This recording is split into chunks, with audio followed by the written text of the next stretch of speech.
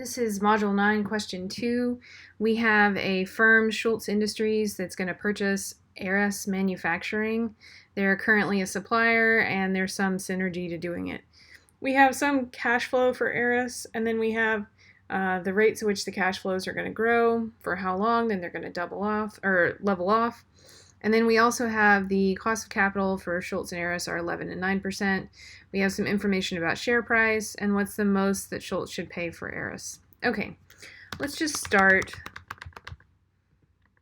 with a cash flows. Like I told you guys from the beginning, the first step is to figure out the cash flows. So the current cash flow is 7.1 million. What I want you to think is that the cash flow happened yesterday. And there's going to be some growth rate, and the growth rate here is 10% for 5 years. So this is going to be times 1.1. That's going to be times 1.1.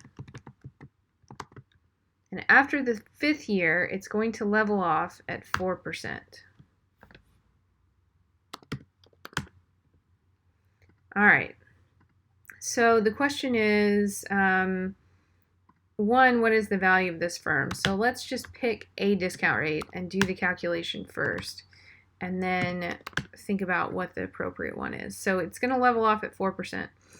This is going to be, I don't know if you guys remember from the first part of the semester, but it's going to be PV equal, the present value is going to equal cash over R minus G. And it's going to be, so this is the growth part of it. All of this from now on is going to be growing at 4%. So the present value of this perpetuity is going to be right here, and it's going to be that number. And so from now on, we don't have to think about any of those. It'll make it white now, but pretend that went away. It doesn't really matter. All of these cash flows are going to be embodied in this number. So this 198 is what would happen if I sold all the cash flows out for the rest of all time. All right, so let's sum up our cash flows in each year. Notice this one's really big because we have to add in the perpetuity value at the end. So this is the sum of the cash flows. Now let's get the PV of each of those cash flows.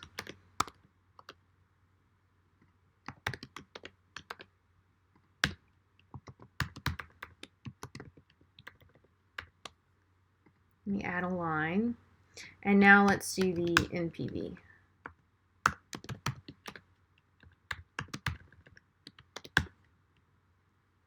Okay, this is how much we would pay for the firm if there was no debt whatsoever. If there is debt, which there is, and it is 22 million, so notice these are already in millions, so I don't have to do anything.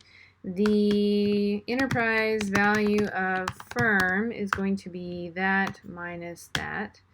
And then we have shares outstanding. Let me make this a little wider. And that is 2.5 million. So that means price per share is going to be that divided by that. Let me add a little line. Let me add another little line here. Okay, so let's recap what we did. We figured out the cash flows in years 1 through 5. After year 6, we're going to hit a terminal rate where we are starting in year 6 where we grow by only 4% a year.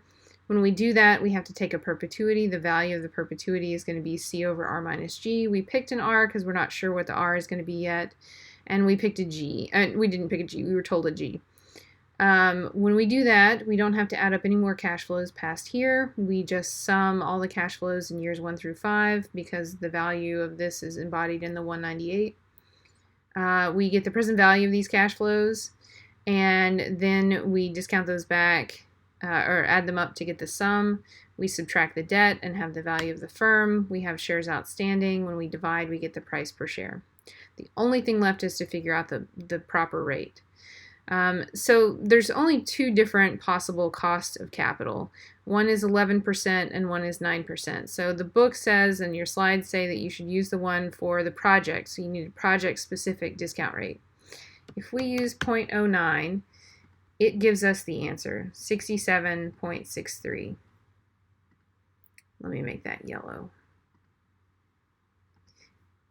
I'm guessing that if you had this on a multiple choice test, that you would also get the answer for 11%, which is $45. So notice that a 9% rate gives us a $67 stock price, and an 11% gives us a $45 stock price.